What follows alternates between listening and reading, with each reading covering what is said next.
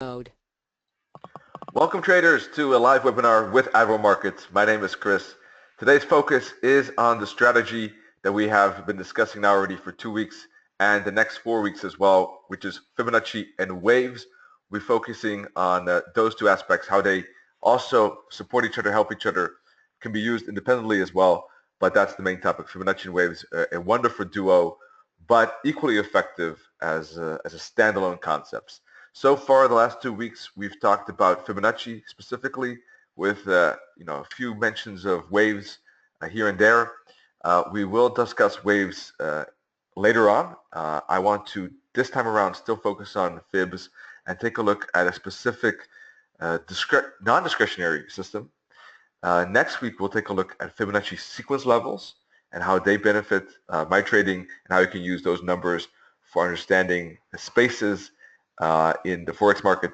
And then after that, I think we'll dive into waves and basically give you a practical method of understanding waves and how you can use that, not from a theoretical point of view, but how you can really implement it when looking at charts and logical things you can use from that. First of all, though, two disclaimers here. One is explaining the fact that this webinar is shown to a global audience but may not be suitable for everyone. Please visit animalmarketsglobal.com, select your country of residence, and contact the appropriate entity for more details. Second of all, please be aware that trading for exchange and global financial markets is considered high risk.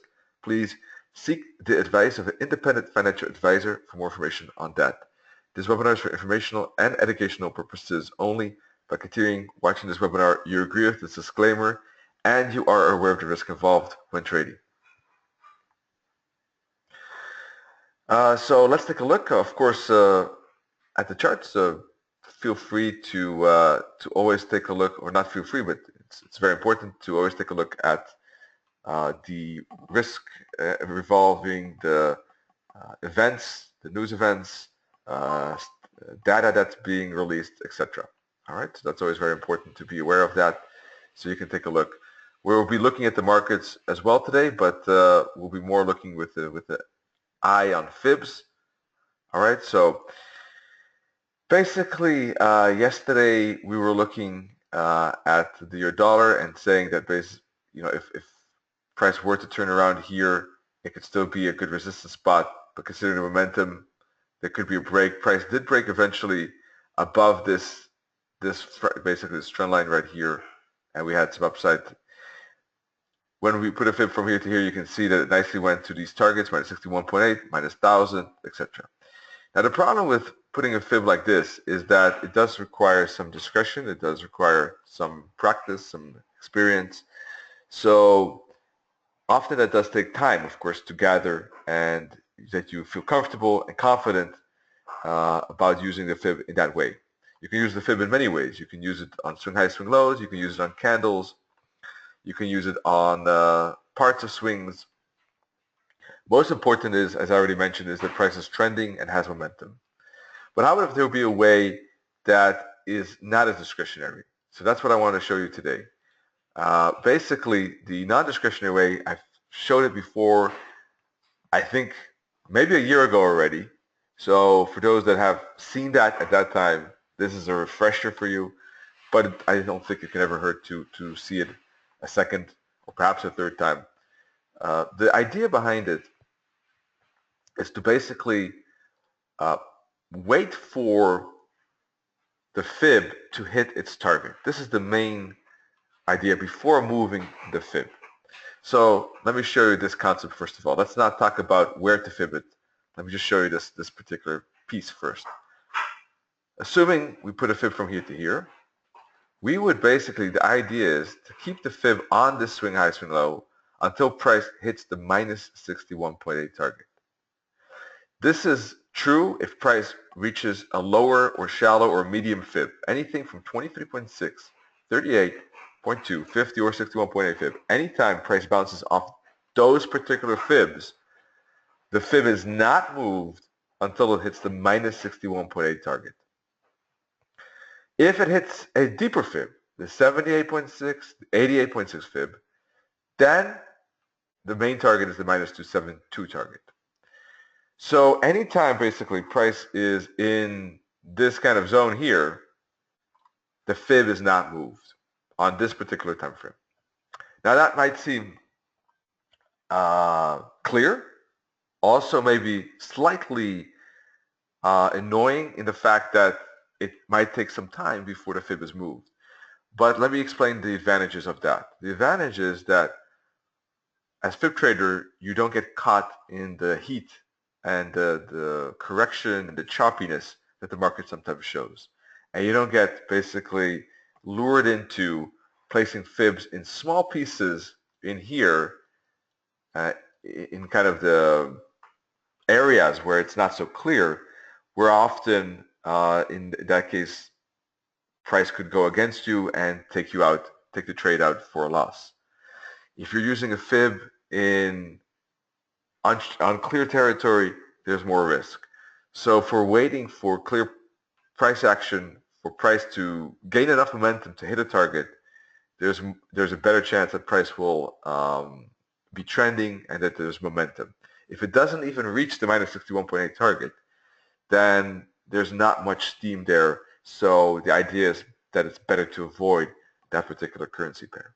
All right, so this is the idea. ZT is stating that the trend is down. So good observation.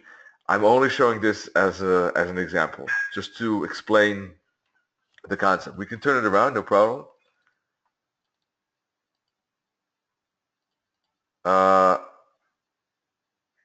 Let's see.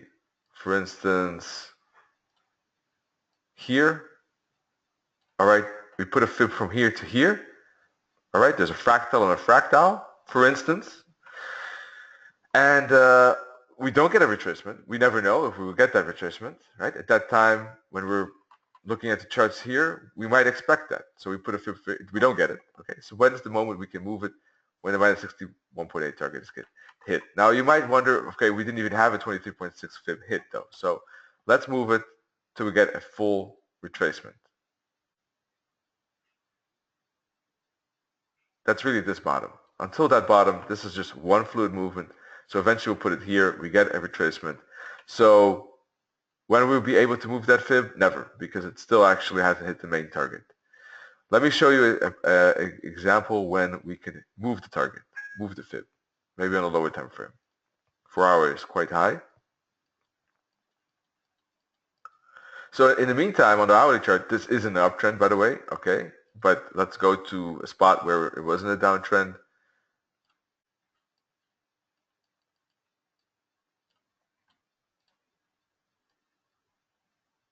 Like this. So you have a 23.6. It is quite shallow. When will we be able to move it? When the minus 61.8 target gets hit right here. From that point of view, that is the moment that we can move that particular fib.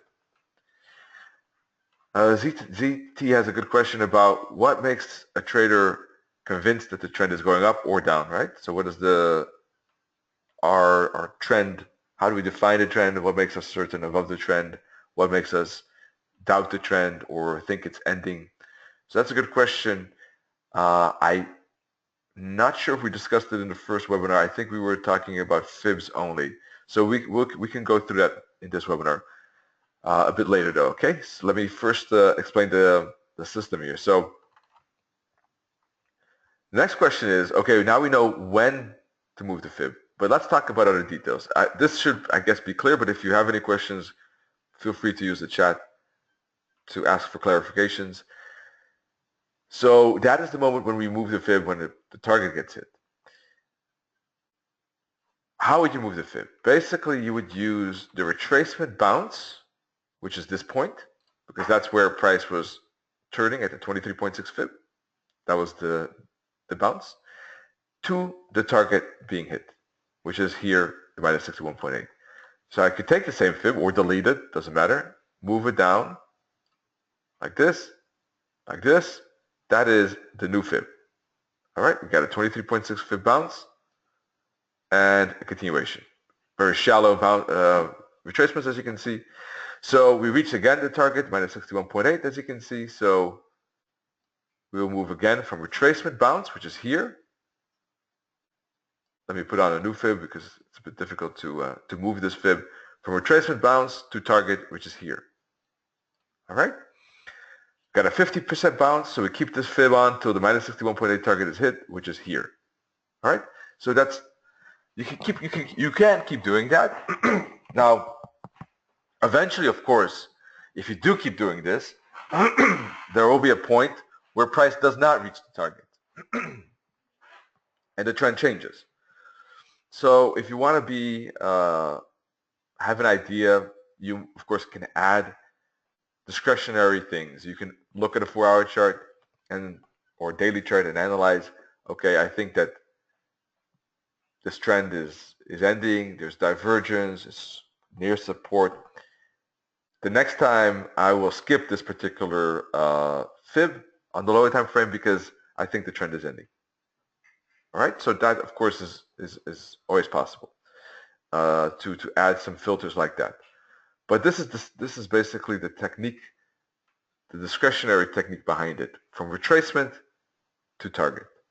So we got a 50% fib. So here, this is where the bounce was. All right, so next time it might not work because we already had 3 of them that worked out in a row. So typically when you reach the 4th, it's getting a bit more difficult. But just to clarify one more time, so the fib would be from here, that's the retracement bounce, to target here. We get a 38.2 fib bounce, and it goes sideways. It reaches the minus 272 target, but we're seeing some reaction already here. So I'm not sure if we'll get there, and this is probably, yeah, this is already going against. That was the end. So the minus 272 target being the last stopping spot.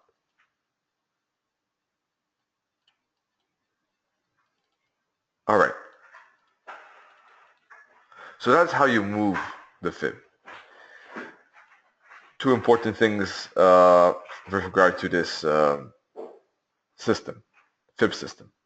Now, how do you decide the first fib to use? You want a fib with the trend. So we can dive into this trend element, okay? Basically, what I use is, or are, moving averages. I use 2. I use typically the 21 EMA and the 144. In this, nowadays I've been slightly going more towards the 8 and 144. Excuse me. And basically when price is below the 144, and as a general rule of thumb, it is in a downtrend. Also when the entire Keltner band, or at least half of it, is below it, this is where basically we're getting into a downtrend. So at that moment, I would be using fibs for looking for downside continuation. So when this moment happens, right here, the 8 EMA and the middle band of the Keltner cross, I would say that this is typically when the trend changes. Sometimes, of course, you got to be on the ball, keep an eye on ranges. When there's a range, this could happen multiple times, and you'll see basically price do like this, right? That's not a trend. In that case, zoom out one level, go one time frame higher, and often this will be a range within some type of other trend. So if it's chaotic on this particular time frame, there will be more order and more structure on either a lower time frame or a higher time frame. That's always a good rule of thumb. Now, if you look at the trend change here, so this is the moment where I'll be looking for a downtrend. So at this point, I would fib from first fractal to second fractal. I like to use fractals for using fibs in this system. So this is the first thing I would do, like this to this. And I would see that price is already on its way, hit the 23.6 fib. That's a fib that I can never catch because the trend was still up at that moment. That's okay. The point is to catch the next one. We cannot catch the first one because that would be counter trend trading. It's possible if, of course, we think that there's a reversal going on. There could be a discretionary reason to put a fib from here to here, but it's not part of this system. So we need to wait for the target to get hit, and I would put it from here to here. That's the first fib that I can use within this downtrend is from here. Oh, sorry. Let me zoom in a bit. Is from here to, I think it was here. That's the first fib I can use with the system because that's the first time we're in a downtrend. But I need to start with the first swing high, swing low to establish the target and establish when I can move that fib. That's the thinking behind the system. So hopefully this makes sense. Now, if not, let me know. We can discuss also, of course, the uptrend before that. We had an uptrend here. So let's discuss that piece as it turns around. We see that here we have a crossover. It goes from downtrend to uptrend. So we would put a fib on the first fractal to fractal, like this. All right, now you might say there's a fractal nearby. Why don't we use that fractal? But because it's supposed to be, the goal of the system is to be as removing as much thinking, let's say, as possible. So it's from first fractal to first fractal. So we ignore, even if the next fractal is so close by, it's ignored. You can see that we have a 50% hit, so the target is the minus 61.8, right? Remember, if it would be a deep fib, it would be a minus 272 target, but we have one of these four fibs, so we're aiming for the minus 61.8. So the price hits it. So once again, we're looking for the bounce, from retracement bounce, which is this bottom, to the first fractal after hitting the minus 61.8, which is this one. All right. And what do we see? Well, we see price hitting the minus 272 target, making a retracement. Well, I should correct myself. First, it hits the 38.2, goes up to the minus 272 target, then retraces down to the 70.86 target, fib, and then it hits the minus 272 target, which is actually the main target because it was a deep fib. All within that fib, that one singular fib. What is the stop loss though? What is the invalidation point? The invalidation point is, of course, the 100 level. If price were to have broken below the 100 level, this fib is invalidated. And there's a new structure going on. Something else is happening, right? So the bullish fib is wrong. Now, all of this is still within the downtrend because look at this, the moving averages are still bearish. But this is the system rules that we would need to do in order for us to get the correct fib when we're in the uptrend, according to this system.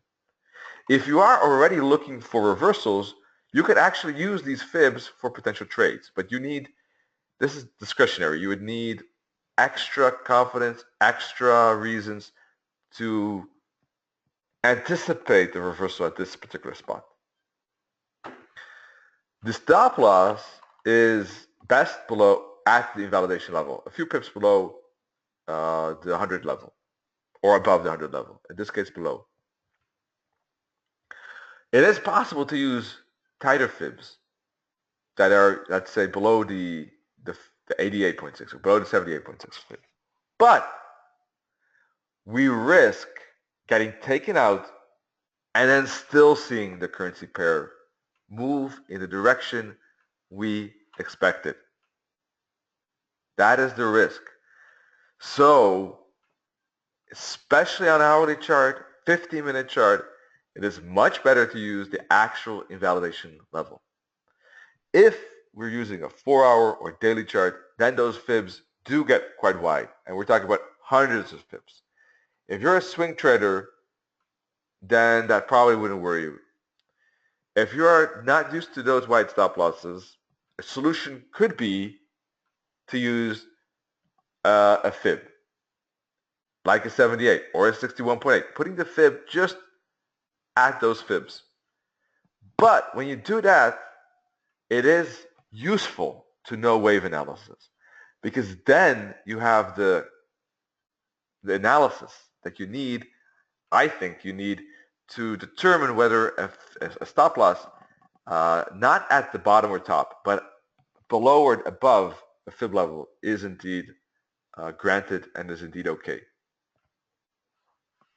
So we would move the fib from here, which is the retracement level, to the target, which is here actually.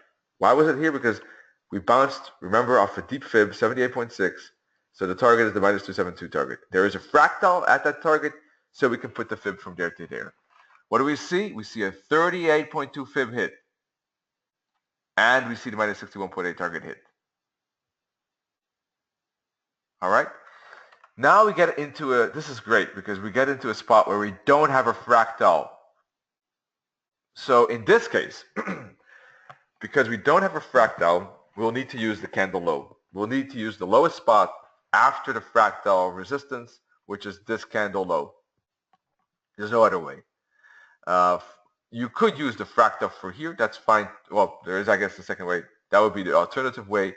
I prefer to use the retracement bounce though myself. There could be occasions that, you know, if you think that it's too tight, the fib, you can use the wider one.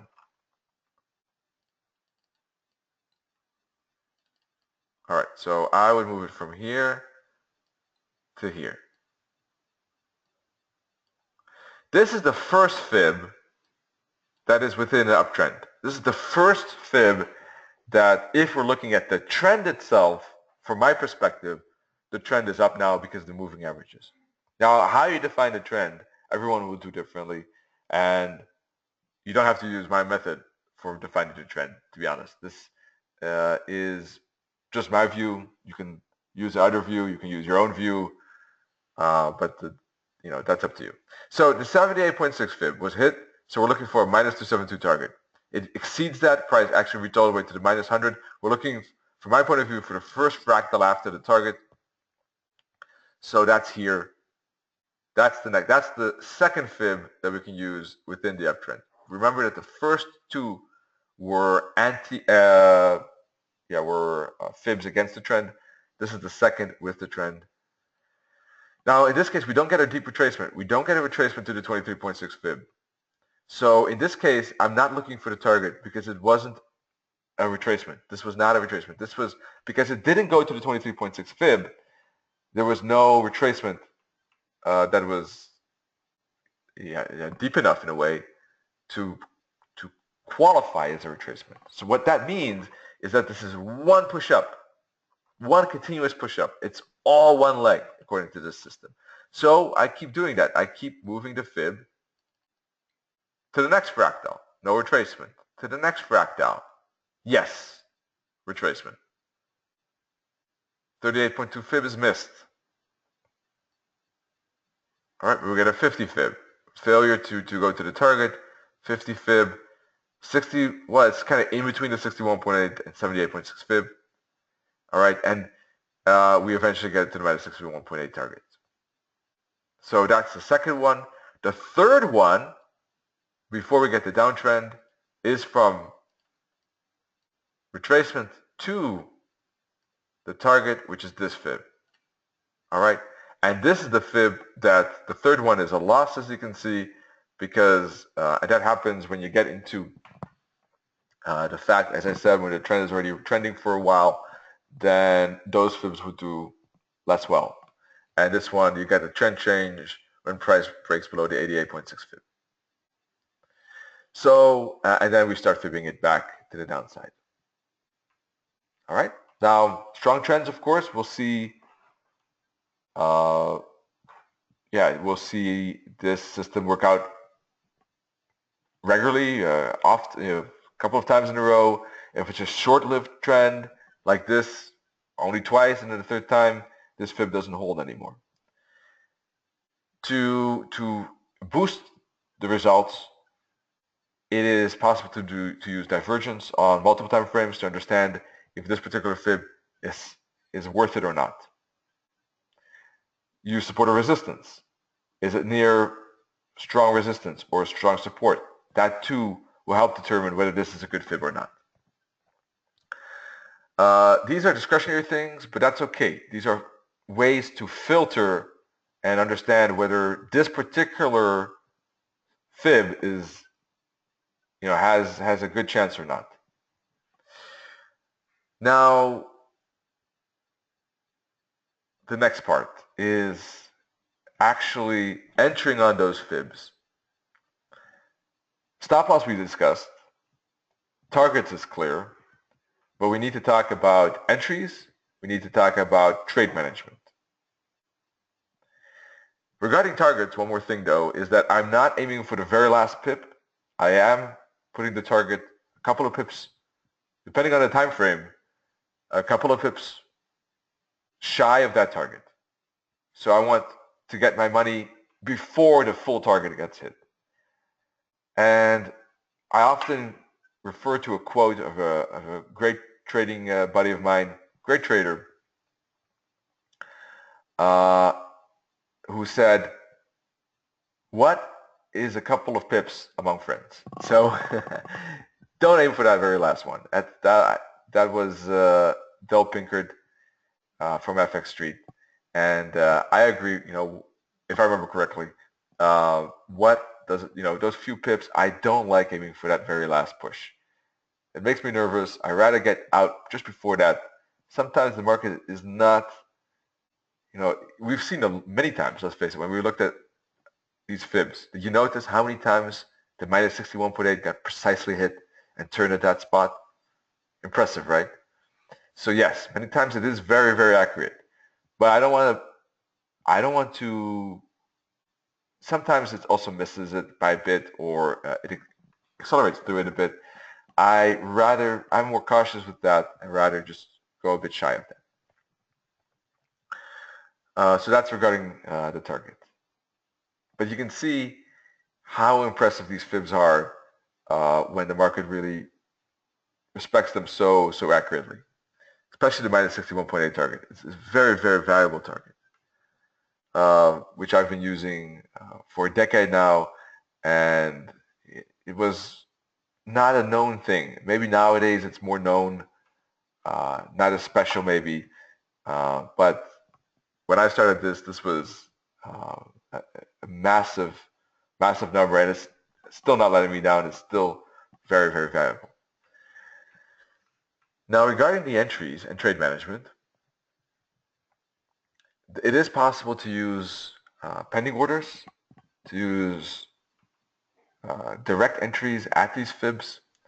The disadvantage, of course, is when something like this happens. When price started to reverse and just go against us.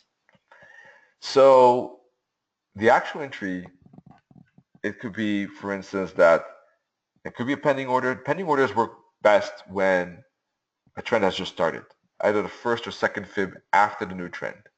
If we're looking at a third or fourth fib after the trend has started, it is not as good to use pending orders. It's better to wait for price action reactions at those fib levels, which is a method you can do for all fibs.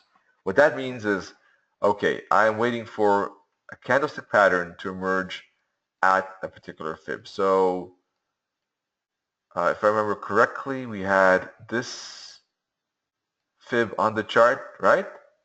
So let's zoom into that.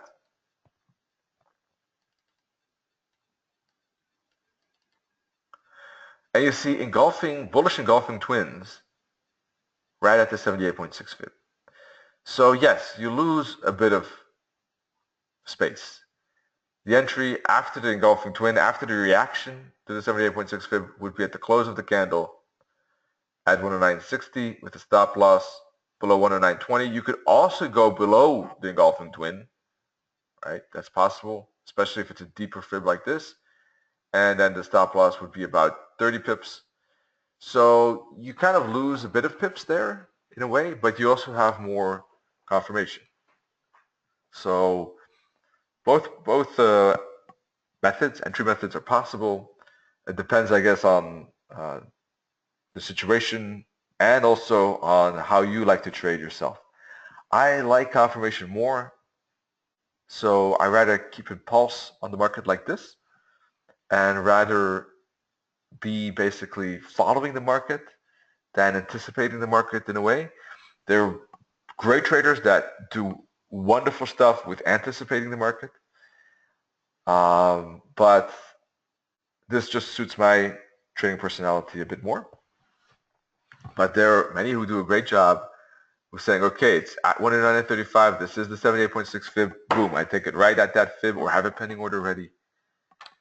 And it's possible too. So now the next step, trade management.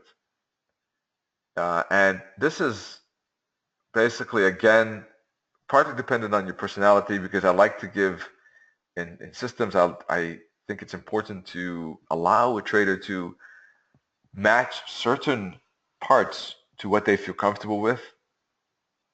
And of course, this is something that you should test on your own, see if it matches what you think, because many systems will depend on how you personally interpret it.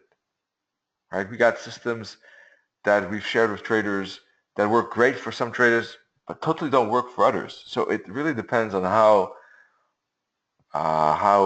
we view the market, how easy it is for us to follow those rules of the system. Is it something that is painful for us, or do we enjoy? That's a big difference, right? So you want to be aware of that. So with the trade management part, I like to use fractals to defend my position, and I use time factor patterns to defend my position. So if I have a bounce at the 78.6 fib, right, I want to give some space, some time for the trade to develop. For instance, yesterday with the pound USD, I think I already said it during the webinar. I think I'm maybe a bit too fast on this, and I was.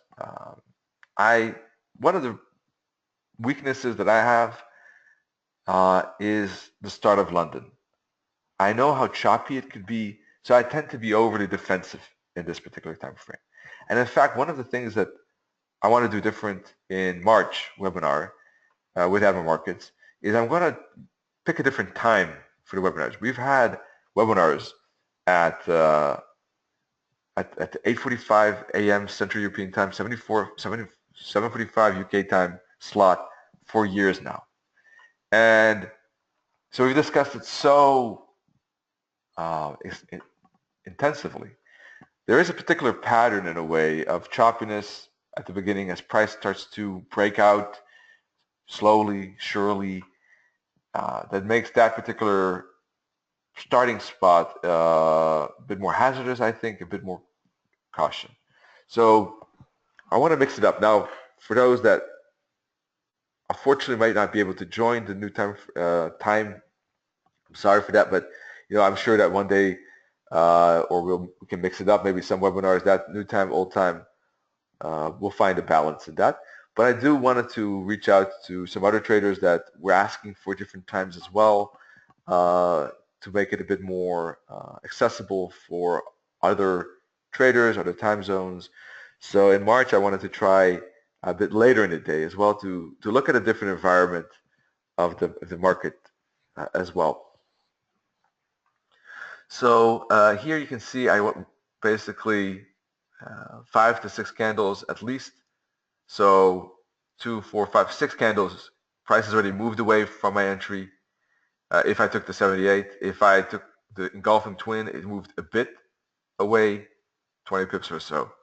That's fine, as long as it's not, in this case, let's say if it's going sideways with bearish candles like this, you might want to think about exiting the trade. If, for instance, there's a engulfing twin like this and then sideways candles like that, for instance.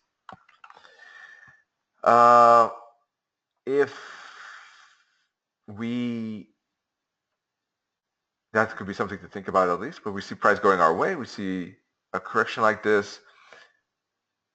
We see a fractal. That is always a good way to reduce the risk. So to move the stop loss from this low to this fractal, from this fractal to this fractal, we would lock in profit or reduce the risk substantially, depending on what the entry was. Once we see price then go away another time, we could still use the fractal, or we can even use a tighter stop loss.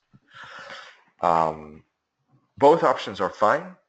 Using the fractals, we would, and I like to go a couple of pips below fractals depending on the time frame with an hourly chart, anywhere between 5 and 10 pips. So in this case, we would ride it all the way up to this fractal, which means the exit would be, now of course it's not going to always be that grand or great, but 111, this was a substantial move up, and that doesn't always happen. So this is just an example. But in this case, 111, entry, let's say, would be engulfing twin, that's 140. If the entry is at the 78.6 fib, we're looking at 165. 165 divided by the stop loss, which is about 20, is about 8 to 1 reward to risk. If we have engulfing twins and we use I would go below the 78.6 fib for 30 pips. That is a 4 to 1. If we go for the wider one, it's a 3 to 1. The reward to risk is, in all cases, substantial. Once again, this is one example, so this is not a standard and doesn't always happen. If we use the tighter trail instead of the fractals, then I use candle lows, so, or the second candle low back, so that would be somewhere in here. Capturing kind of, that's not right away, that's after the first fractal, then I sometimes tighten up the trail. That's trade management. The main target is the minus 61.8 though. So that would be an immediate exit on the minus 61.8 as well. So there are two things you can do, three things. Aim for the minus 61.8 and aim for the minus 61.8 plus have a trail, only have a trail.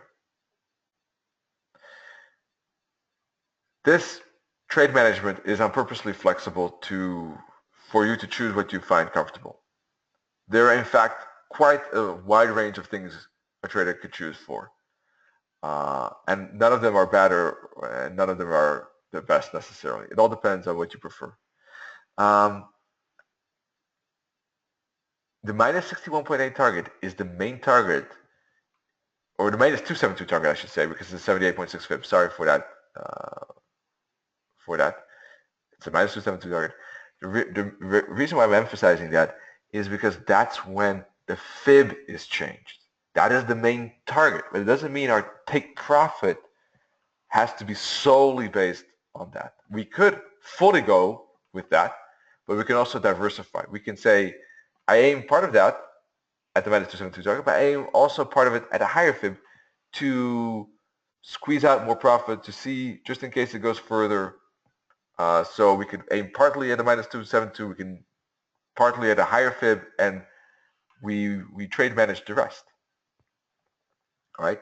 The main target, however, always remains the minus 72 target for moving the fib and adjusting the fib and using the fib for a new entry and new setup.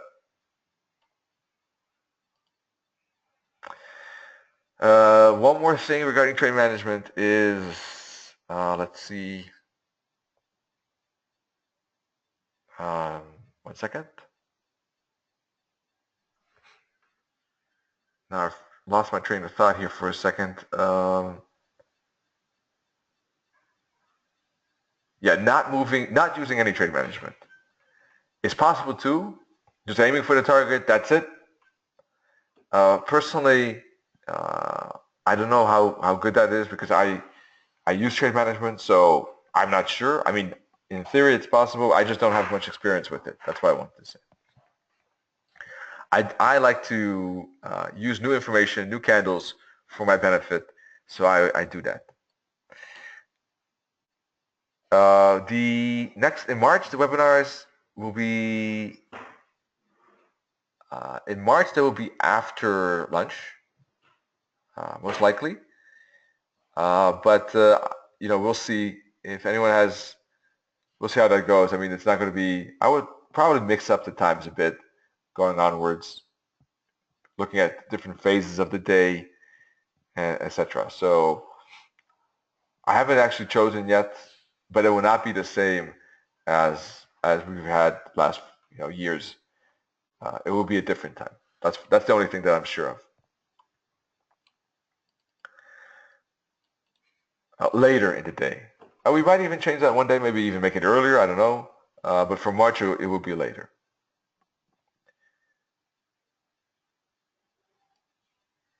Let's see. So that is it. Now, be aware of kind of a warning here. The further we get, sometimes these fibs can turn out to be huge, very wide fibs. Because if a particular part really pushes through, then it might really extend the fib a lot. So what could happen is that, we'd be fibbing, for instance, this huge downside, like this. Well, problem with these fibs is that they get really, really big. And it's still valid to have it on, but it maybe becomes a bit less practical. So is it handy to have a pending order here and a 500 pip stop loss? Most of us probably would not think so. So in this case, it uses kind of its practicality.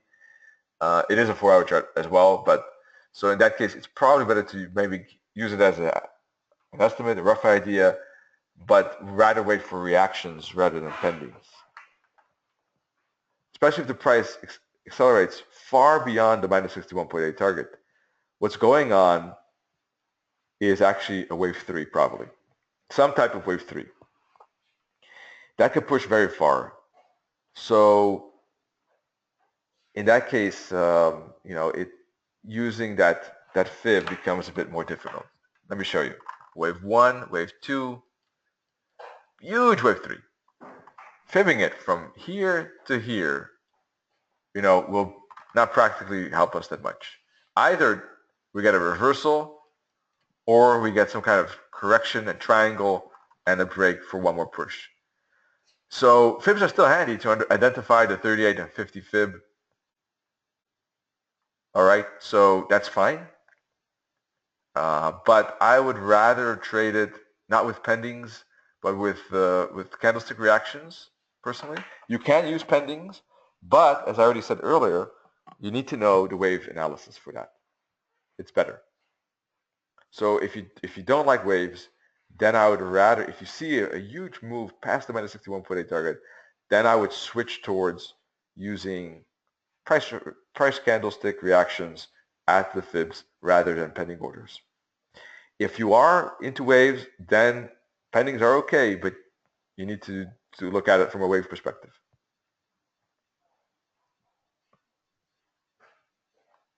So that's a bit of a warning when price really accelerates far beyond the main targets, either the minus 272 or the minus 61.8 target. So yeah, this is what I wanted to show you, I think, for today, regarding this Fib system. Next week, we're going to talk about Fib sequences. And I use a script for that, which plots those levels automatically. Perhaps you saw it already in last week's webinar, where we talked about the education side about indicators. We'll be talking that and how you can trade that more intensively next week. After that, we'll be talking about waves. Finally, a bit more. We mentioned it, scatteredly here once in a while, but we'll be more focused on that. Is there any question you would like to ask me regarding this particular system? If you would like the fractals, because for this Fib system, fractals are key. If you can get that, you can get standard fractals. We're going to insert indicators, Bill Williams, click on fractals. I use my own fractal indicator. If you would like that one, still feel free to send it. Now, some of you are already still waiting for a fractal to be sent. I'm going to send it soon. I need an MT4 account number to unlock that indicator. No, not the script. Yeah, the fractals. I need a MT4 account number to unlock it. It's protected. So I'm waiting for people to send me basically their account numbers, one MT4 trading account number, Don't worry, there's just to unlock this indicator. Yeah, Craig, that is the indicator. I don't think it works for you because that is an indicator that is, unless you have that particular account number as well, it's unlocked for only that particular account number. That's why I need to custom make it for everyone. That's why I'm waiting for everyone to send me their number so that I can unlock that indicator. And I want to do that in one shot. So please be patient. If you're interested, you can send me an email and I'll send it to you soon. If the lock is working correctly, it shouldn't work for you, Craig, because that one is for Marco. If it does work, then I would be surprised. I guess something went wrong, but I guess it shouldn't work unless you're using the same account number together with Marco and you're sharing an account together and you're trading together. If you use a different account number, then you just send me that number and I'll custom unlock it for you and send it to you later.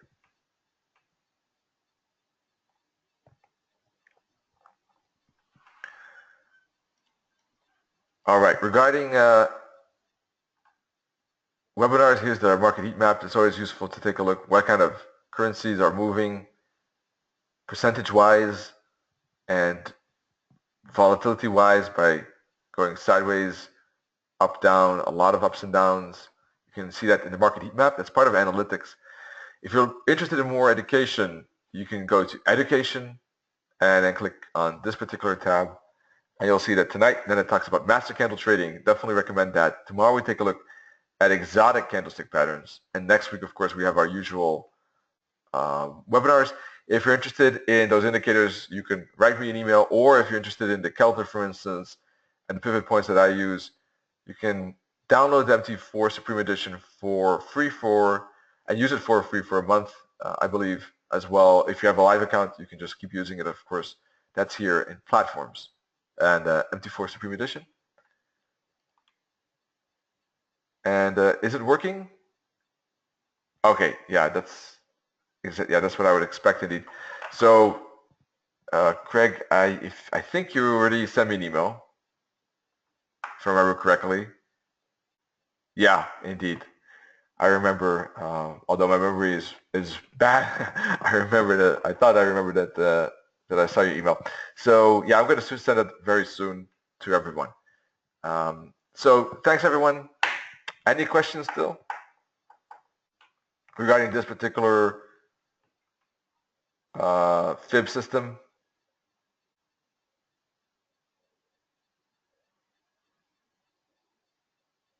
Yes, the cat picture. Always a big fan of cat pictures. Please keep sending them. Anyone who has a cat always would love to see cat pictures. We got two great cats ourselves. I'll share a picture next time. I'll have it prepared.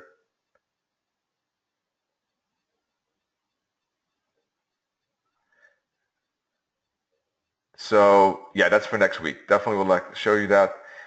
I see no questions regarding the system, so make sure to join next week to see the two cats and Craig's cat if he doesn't mind that. And wish you all great trading. Talk to you soon. Cheers.